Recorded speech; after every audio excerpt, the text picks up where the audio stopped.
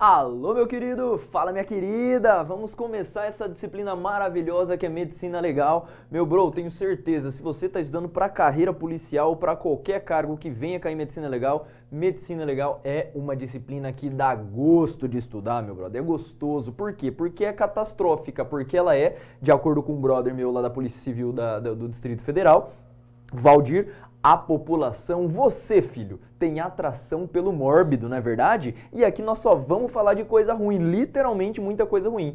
O problema é que esse comecinho da matéria, ele é muito mais processual, penal do que medicina legal propriamente dita. Você vai ver que em vários momentos aqui eu vou trabalhar com você uma série de análises corpo de delito, o que é prova, o que não é prova, o que é perito e como o ordenamento jurídico brasileiro trouxe isso à tona dentro do nosso Código de Processo Penal, não tem como eu não citar o que vem a ser perícia e peritos do ponto de vista do nosso documento formalizado. Tudo bem? Vamos lá? Vamos começar literalmente pelo começo, doutor? Medicina legal. Aqui eu preciso fazer uma análise um pouco mais contextualizada e também histórica com você na prova. Tudo bem? Primeiramente, nós vemos que as provas de concurso, notadamente o CESP-NB, ele tem cobrado algumas questões voltadas para a medicina legal, trazendo conceitos de algumas pessoas, de alguns especialistas médico-legistas que vieram nas suas respectivas doutrinas, trazendo conceitos para a medicina legal.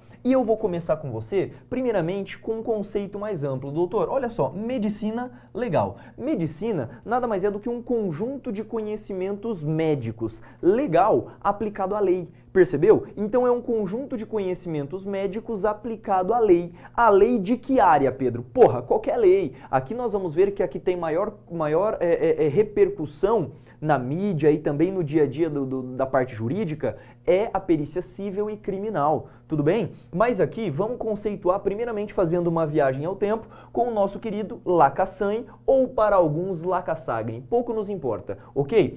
Para esse autor, a medicina legal à época era considerada arte, doutor. Pedro, mas arte por quê? Imagine, posicione-se na posição, diante de uma situação de corpo de delito, em que o médico legista, antigamente, tinha ele que fazer todo o procedimento pericial. Doutor, você já deve ter assistido Sherlock Holmes. Lá, um dos melhores amigos dele não é médico? O médico ele tinha que ter conhecimentos físicos, químicos, biológicos, de engenharia, tudo quanto é coisa.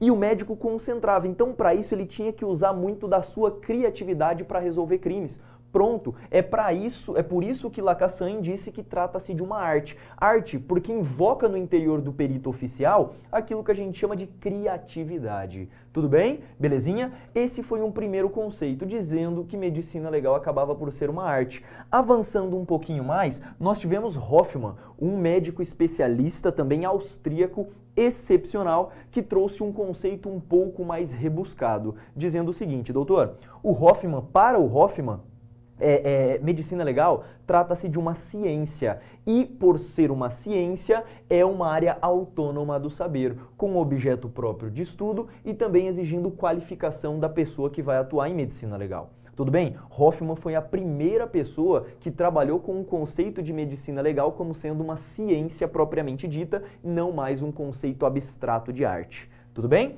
Avançando um pouquinho mais, nós tivemos também Ambroise Paré. Na verdade, ele é um pouco mais antigo do que o Hoffmann. E para Ambroise Paré, ele trouxe um conceito muito parecido com Lacassagne. Para o Ambroise, é considerado medicina legal a arte de produzir relatórios em juízo. Ou seja, como assim, Pedro? Doutor, se você vai produzir um relatório acerca de um fato jurídico, você faz isso sempre em juízo, sempre fazendo vinculações a partir do seu raciocínio. Pronto, por isso que é arte e por isso que se produz relatórios em juízo. Tudo bem? Avançando um pouquinho mais, numa visão um pouco mais recente, aproximadamente 1900, Gabriel Turtz, ele é marcado em provas, hein, meu amigo? Gabriel Turtz, ele traz o conceito mais basal que eu trouxe para você. Para esse autor, medicina legal nada mais é do que um conjunto de conhecimentos médicos aplicado à área jurídica civil e criminal. Tudo bem? Então, Gabriel Tordes, esse cara aqui, trouxe uma concepção que é um pouquinho mais cobrada em provas. Você vai ver já já comigo como é que funciona isso daí do ponto de vista desse autor. Se você for analisar os livros de medicina legal, existem conceitos trazidos por mais de 10, 20 médico-legistas. Eu trouxe para você o que efetivamente veio a ser mais cobrado recentemente e o que nós esperamos que venha na sua prova. Quando você pega as questões, também foi utilizado uma doutrina um pouquinho mais rebuscada, dividindo em correntes o pensamento médico-legal. E esse autor, que eu coloquei aí para você, que é o Flavínio, ele trouxe justamente uma corrente restritiva, uma extensiva e uma mista. Olha só, para a corrente restritiva, doutor, medicina legal é considerada arte, portanto não é considerada uma especialidade como sendo ciência. Doutor, para a corrente restritiva, hoje você vai dizer que a medicina legal não é considerada ciência, mas para a corrente extensiva, sim, é considerada ciência, junto, por ser ciência, tem um objeto e um método próprio de estudo. Deu para entender? Então trata-se sim de uma ciência com um objeto e um método próprio de estudo. Isto vem a ser a corrente extensiva. E por sua vez, como última análise, uma corrente mista, em que diz que a medicina legal ela é tanto ciência quanto arte. Doutor, é a corrente atual utilizada em concursos públicos. Hoje, para a tua prova, você vai dizer que a medicina legal é tanto arte porque exige do médico legista uma certa ampliação do campo abstrato de pensamento, tem que fazer análises mais vinculadas ao abstracionismo, digamos assim, por exemplo, criatividades. Como que o cara tomou um tiro? Ele estava correndo, você vai ter que imaginar como foi a dinâmica dessa lesão, entendeu? Então, neste caso, arte, mas ciência, porque estuda o homem com algumas peculiaridades, com um objeto próprio, com um especialista em medicina legal chamado de médico legista, trabalhando dentro da área. Doutor, para a tua prova, essa é a corrente aceita hoje, a corrente mista. Tudo bem? E, tendo em vista a corrente mista, me acompanhe, por favor, é hora de nós falarmos justamente a respeito dos dois maiores autores em se tratando de concurso público. Doutor, a grande maioria das bancas utiliza o conceito de Genival Veloso França para a medicina legal. Tudo bem? Existe uma corrente um pouco mais minoritária que tem uma tendência a utilizar a doutrina do Higino Hércules. Qual você me recomenda que eu utilize, Pedro? Doutor, 90% das questões segue a corrente do Genival Veloso França, mas existem pontos específicos que eu vou apresentar sempre para você, trazendo conceitos a respeito de medicina legal do Higino Hércules. Neste sentido, eu vou pedir para você lembrar os dois sentidos. Primeiro, para Genival Veloso França, medicina legal é uma ciência e arte ao mesmo tempo, tudo bem, só que ele não considera uma especialidade médica. Pedro, por que ele não considera uma especialidade médica? Doutor, qualquer médico, para ser médico legista, basta prestar concurso. Simples assim, ele não precisa fazer uma pós ou alguma coisa específica em medicina legal. Tudo bem? Nesse caso, basta ser médico e passar num concurso público. Ótimo, para o Genival não é considerado uma especialidade médica. E para Higino, doutor? Para Higino, a medicina legal também acaba por ser ciência e arte ao mesmo tempo, mas é sim considerado uma especialidade médica. Por quê, Pedro? Porque dentro da carreira de polícia de médico legista, você acaba se tornando um especialista na área. Este é o argumento utilizado por Higino. Qual é a corrente adotada, qual desses dois autores marcados é utilizado nesse ponto, Pedro? Embora o França seja a doutrina mais utilizada hoje em concursos, as principais bancas têm utilizado o conceito de Higino Hércules. E, para sua prova, portanto, a medicina legal é arte e ciência ao mesmo tempo, considerando-se uma especialidade médica. Tudo bem? Você só vai dizer que não é especialidade se a banca estiver utilizando a doutrina do Genival Veloso França. Show de bola? Tranquilão? Matamos o conceito, portanto, de medicina legal e antes de nós darmos continuidade no tópico de perícias e peritos, eu preciso trabalhar com você, propriamente dito, a questão relativa às subdivisões da medicina legal. Vem comigo aqui na tela que eu quero trabalhar com você justamente isso. Você vai me dizer, Pedro, mas olha só, você falou que a medicina legal, ela é ciência e arte ao mesmo tempo. Ela, como ciência, ela tem um objeto próprio de estudo. Qual é o objeto de estudo propriamente dito da medicina legal? Doutor, o objeto de estudo nada mais é do que o fato criminoso e também as áreas que nós vamos estudar aqui. Tudo bem? Então nada mais é do que o corpo de delito propriamente dito é o objeto de estudo da medicina legal. Além disso, a metodologia utilizada é a metodologia científica, por ser ciência. Então tem o objeto próprio de estudo, que acaba por ser o corpo de delito, ok? E tem a metodologia própria, que vai ser o quê? O conhecimento científico. Show de bola? Tranquilão? Podemos avançar, portanto, agora em relação às subdivisões. Vem comigo para a gente dar uma olhadinha. Olha só. Primeiramente, a medicina legal diz respeito àquilo que a gente chama de antropologia forense. Doutor, a antropologia estuda tanto a identidade quanto a identificação do homem. Olha que interessante. Identidade, Pedro. O que vem a ser a tal da identidade? É um conjunto de sinais que identificam uma pessoa como única. E o que é identificação? Doutor, identificação é o processo de atribuir uma identidade a alguém, que inclusive também se utiliza de método científico. Show de bola? Trouxe para você aqui mais algumas definições para você ler no seu material. Traumatologia forense. Doutor, a traumatologia forense, ela vai estudar as lesões corporais em vários tipos de formas. Queimaduras, sevícias, infanticídio, asfixias. E por mais que a gente pegue as áreas da traumatologia, nós vamos analisar muito bem o conceito dela, que nada mais é do que uma relação existente entre o corpo humano e também as chamadas energias, que podem ser térmicas, químicas, mecânicas e por aí vai. Ok? Sexologia forense vai estudar a sexualidade do ponto de vista normal, anormal e também criminoso, dentro, obviamente, dos crimes, aborto principalmente, a questão relativa a infanticídio, contaminação venérea que não deve mais ser chamado de venérea, mas sexual, ok?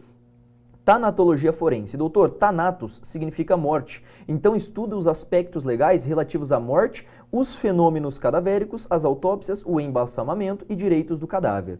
Tudo bem? Além disso, toxicologia forense vai estudar a parte dos venenos, e isso é show de bola. Pedro, qual que é a diferença de um veneno, olha só que interessante, para um produto tóxico? Doutor, veneno, para o conceito mais restrito, acaba sendo, para o ponto de vista toxicológico, produzido por animais, ok? Principalmente por animais. Envenenamento, intoxicação médica, abuso de drogas, principalmente, sinais que pacientes apresentam ao estar intoxicados, dentro da toxicologia forense, isso daqui. Asfixiologia forense, não precisava nem dizer, detalha as asfixias, sempre decorrente de morte violenta. A psicologia judiciária, que é o estudo da capacidade civil ou imputabilidade, que alguns podem chamar de psicopatologia forense, e também a psiquiatria forense, que vai estudar as doenças e também as patologias, psicoses, psiconeuroses, personalidades, psicopatias, simulação e dissimulação. Tudo bem? O seu edital não costuma contemplar todas estas áreas e é por isso que nós não vamos nos ater a outras áreas ademais, ok? Eu coloquei aqui as principais subdivisões para você. Tudo bem? Vem comigo, volta comigo para o quadro, que agora eu quero fazer o quê? Eu quero trabalhar com você, agora sim, o tópico de perícias e peritos. Tudo bem? Introduzimos a medicina legal para você e vamos falar primeiramente de perícias e peritos. Esse tópico, doutor, eu começo nesse momento, mas nós vamos continuar também falando a respeito de outras perícias em outro momento, justamente com o ponto de vista do Código de Processo Penal. Vamos lá? Pedro, o que são perícias, doutor? Perícias, para a visão de Genival Veloso França agora, o conceito de perícia é um conceito de perícia médico-legal, que é o que nos interessa. E perícia médico-legal nada mais é do que um conjunto de técnicas, olha só, é um conjunto de procedimentos, na verdade, técnicas, né? Procedimento técnico e clínico que visa justamente esclarecer um fato jurídico. Tudo bem? Então, nesse caso, é um conjunto de procedimentos técnicos e clínicos que visam esclarecer. Isso é uma perícia, tudo bem? Do nosso ponto de vista, que é o ponto de vista da medicina legal, ok? E como eu falei para você que o corpo de delito é o objeto de estudo propriamente dita hoje da medicina legal, é dali que emana a análise médico-legal do crime. Tudo bem? Então o que vem a ser o corpo de delito, doutor? Não confunda corpo de delito com exame de corpo de delito. Primeiramente, o que é o corpo de delito, doutor? Corpo de delito é tudo aquilo que se encontra no local do crime. Pode ser a arma, pode ser o sangue, pode ser um cadáver propriamente dito, pode ser um vidro quebrado. Tudo relacionado a um delito é produto de um delito, é um corpo de delito. Tudo bem? E aí existem os chamados corpos de delitos diretos e indiretos. Aqui não nos importa estudar isso a fundo. Por quê? Porque isso é estudado pela criminalística, não pela medicina legal. Agora, o exame direto e o exame indireto, aí sim nós temos que analisar muito bem como é que funciona. Doutor, o exame direto é nada mais do que a análise feita pelo médico legista ou pelo perito oficial sobre o corpo de delito. Então, o corpo de delito é o próprio objeto, enquanto o exame é aquela técnica, é aquele procedimento feito pelo especialista. Então, o exame pode ser direto ou indireto. No exame de corpo de delito direto, nós estamos diante daquela situação em que o próprio perito analisa diretamente o corpo de delito, enquanto no exame indireto, o perito oficial, por exemplo, ele vai analisar por intermédio de alguma coisa. Por exemplo, uma câmera de gravação detectou um furto e o perito oficial vai analisar o que a câmera detectou. Ou seja, concorda que o perito não está lidando diretamente com o local do crime do furto? Pois é, isso seria um exame indireto. Tudo bem? Este exame direto e indireto, nós temos que ler à luz do Código de Processo Penal, doutor. E o CPP fala o seguinte, vamos lá para suas aulas de processo. Quando a infração deixar vestígios, o exame de corpo de delito, direto ou indireto, é obrigatório. Tudo bem? Vou repetir. Quando a infração deixar vestígios, o exame de corpo de delito, direto ou indireto, é obrigatório. É obrigatório, não podendo supri-lo a confissão do acusado. Ou seja, a confissão do acusado não supre a falta do exame de corpo de delito. Mas, Pedro, e se for impossível de se fazer o exame de corpo de delito justamente por terem desaparecido os vestígios? Doutor, artigo 167 do CPP vai nos dizer, a prova testemunhal aí sim poderá suprir. Qual é a lição que você tira de tudo isso? Deixou vestígio, é obrigatório exame de corpo de delito, mas se não tiver como haver esse exame, você vai invocar a prova testemunhal, sendo que a confissão não ajuda em nada. Tudo bem? A confissão não suprirá a falta do exame de corpo de delito. Além disso, nós tivemos uma modificação recente em se tratando do Código de Processo Penal, 2018, doutor. Em se tratando do crime de violência doméstica, olha que interessante isso daqui se cai na sua prova. Em se tratando do crime de violência doméstica, o CPP, ele inseriu um parágrafo dizendo o seguinte, olha só, os crimes em que envolvem violência doméstica terão prioridade na análise pericial, ou seja, o exame de corpo de delito será prioritário nos crimes em que envolverem violência doméstica contra a mulher e também contra demais sujeitos. Quais são eles? Crianças, adolescentes, idosos e deficientes. Tudo bem? 5 prioridades estabelecidas hoje pelo Código de Processo Penal. Mulheres, crianças, adolescentes, idosos e também a questão relativa a deficientes. Show de bola? Tranquilão? Aqui você consegue fazer de fato essa análise diante da violência doméstica. Isso foi novidade de 2018 e eu peço para você guardar. Tudo bem? Superada essa parte, vamos avançar no conteúdo e eu quero trabalhar com você um pouquinho do tema de peritos. O tema de perícias e peritos, doutor, são temas altamente entrelaçados, então não tem como eu falar de um e não falar de outro, tudo bem? Então vamos falar primeiramente do tema de peritos. E para a gente falar de perito, eu tenho que estabelecer um conceito primeiramente para você. O perito nada mais é do que o expert com conhecimento técnico capaz de detectar um vestígio. Tudo bem? Basicamente isso. Só que existe um conceito jurídico de perito. Isto é o conceito amplo que eu acabei de falar para você. Existe ainda um conceito jurídico. E doutor, pasme, perito criminal nada mais é, aqui eu estou trazendo na verdade o conceito só de perito, não necessariamente criminal. Perito é o auxiliar da justiça, presta atenção. É o auxiliar da justiça imparcial, inerte. Ele não é parte do processo quando eu trabalho com o polo ativo ou polo passivo. Ele é parte secundária, auxiliar da justiça, auxiliar do juiz. Tudo bem? Que deve ter necessariamente diploma de curso superior ou diploma de graduação. Tudo bem?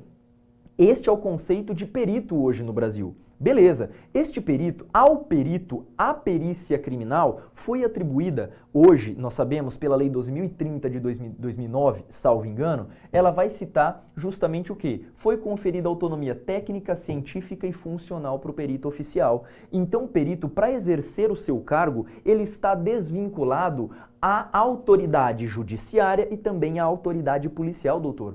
Pasme, perito não é subordinado de delegado, perito não é subordinado de membro do Ministério Público, muito menos do juiz. Tudo bem? Perito só é subordinado ao perito que está superior a ele, ok? Então eles detêm autonomia técnica, científica e funcional. Além disso, é possível estabelecer uma classificação mais doutrinária a respeito dos peritos. Lembrando que, olha que interessante, quando o perito ele vai realizar um exame direto, há que se falar em perícia percipiendi, que a gente chama, né? Existe uma perícia direta, eu coloquei também no seu material para você dar uma analisada, mas o exame direto, ele pode ser chamado de perícia percipiendi. E existe também a perícia deducendi. A deducendi é o exame de corpo de delito indireto. Tudo bem? Esses dois terminhos já apareceram em provas, por isso que eu coloquei no seu material para você dar uma lida.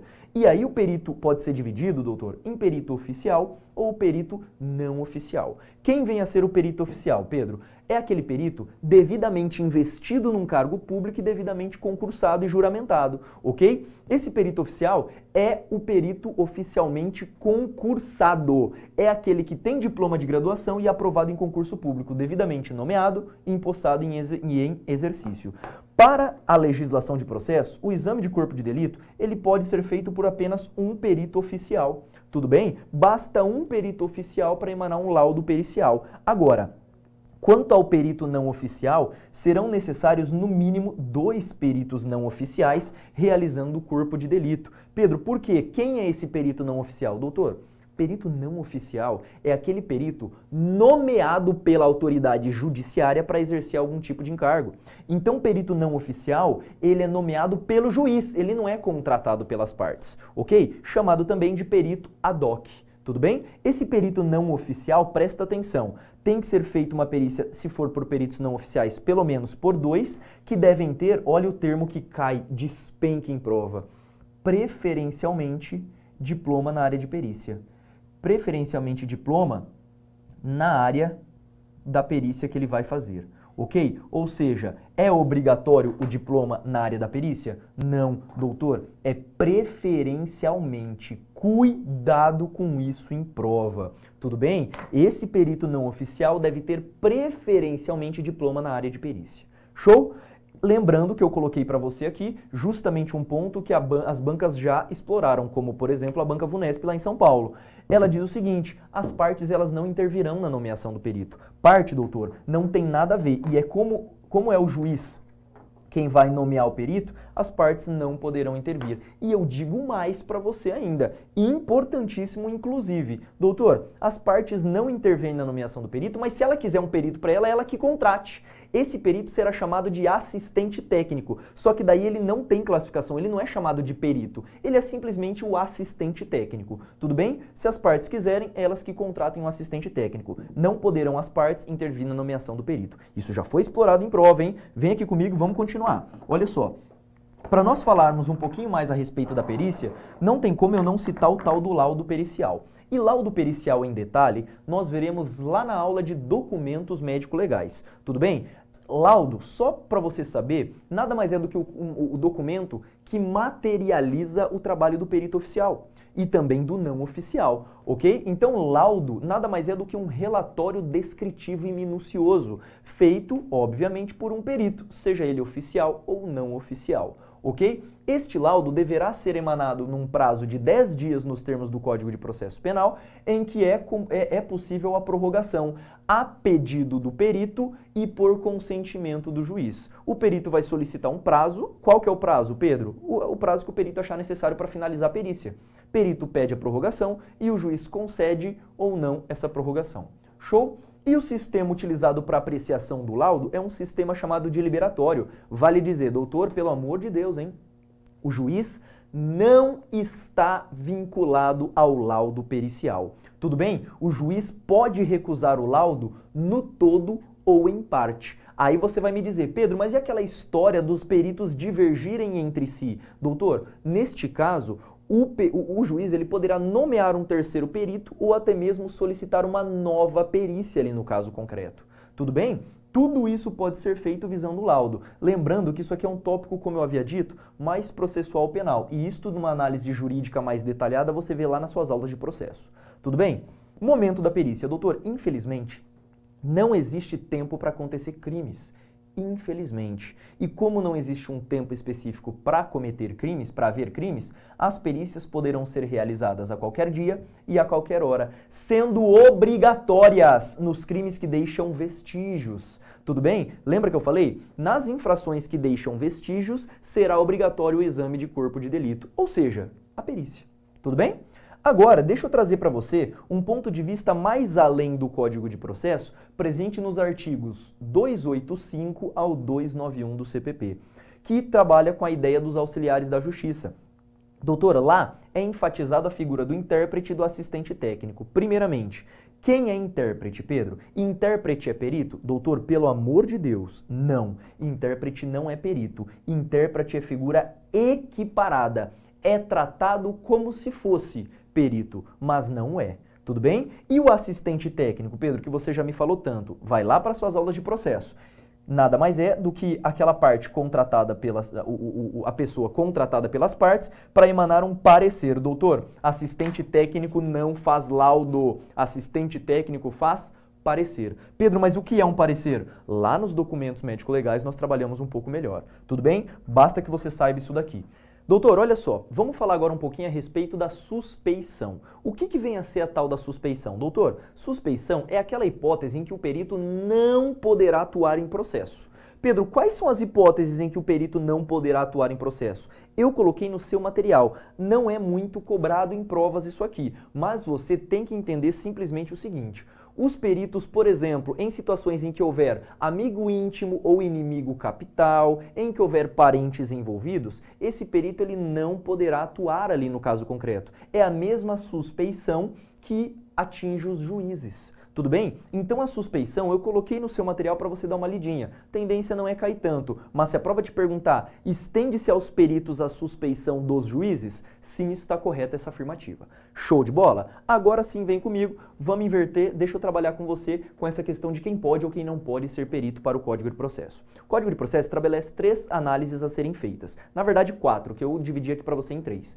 Por que 4, Pedro? A primeira vai dizer que não poderão ser peritos as pessoas que estiverem com restrição de direitos previstas no Código Penal. É o primeiro inciso, só que eu nem coloquei aqui para você, por quê? Porque ele está sem eficácia, não se aplica mais e não cai mais em prova. A segunda modalidade cai, que nada mais é do que quem já prestou depoimento ou opinião prévia sobre o objeto de perícia. Quem já deu opinião prévia ou depoimento, prestou depoimento prévio a respeito do objeto de perícia, não poderão atuar como peritos. Tratam-se de verdadeiros impedimentos à atuação pericial.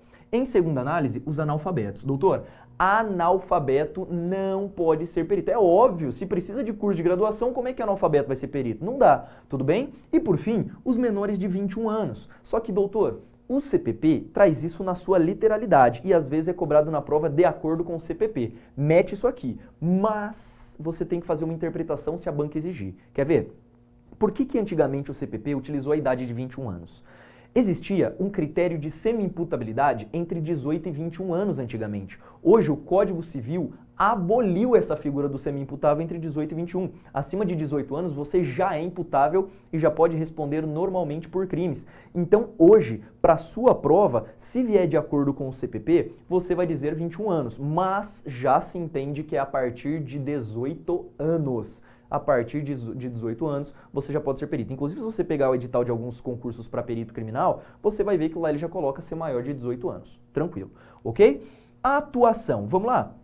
Primeiramente, a atuação do perito oficial, na verdade do perito, primeiramente, o ad hoc, que é o perito não oficial nomeado pelo juiz, este perito, ele está obrigado a exercer o encargo sob pena de multa. Então, se o juiz nomeou um perito para fazer alguma coisa, ele deve fazê-lo, salvo em escusa atendível, salvo se houver uma situação em que ele puder se excusar, poder não participar do fato. ok? Salvo escusa atendível, o perito não oficial, ou chamado também de perito ad hoc, está obrigado a exercer sob pena de multa de 1 a 10 salários mínimos, hoje atualizado, ok?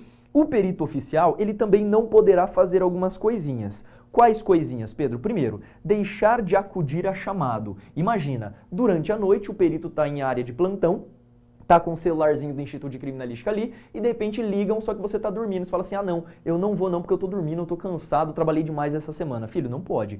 Não pode deixar de acudir um chamado feito pela autoridade competente. Segundo ponto, não comparecimento. Imagina, uma perícia agendada. Se o perito faltar nesse agendamento injustificadamente, sempre injustificadamente, tá? Ele também sofre a mesma penalidade de multa de 1 a 10 salários mínimos, ok? E quando ele não der laudo no prazo legal. Então, nessas 3 situações, há que se falar em implementação de multa e o perito poderá ser conduzido, inclusive à força. Olha a condução coercitiva. Imagina, o perito não quer acordar, ele está na casa dele. De repente, bate uma viatura lá e fala, meu amigo, bora porque você tem que trabalhar. Pode ser conduzido coercitivamente para o local de crime, beleza? Olha que importante isso aqui para você. E para fechar, tanto o perito oficial quanto o perito não oficial, ambos estão sob a égide de quê? De sujeição à disciplina judiciária. O que isso significa, Pedro? Que eles estão sujeitos à disciplina judiciária.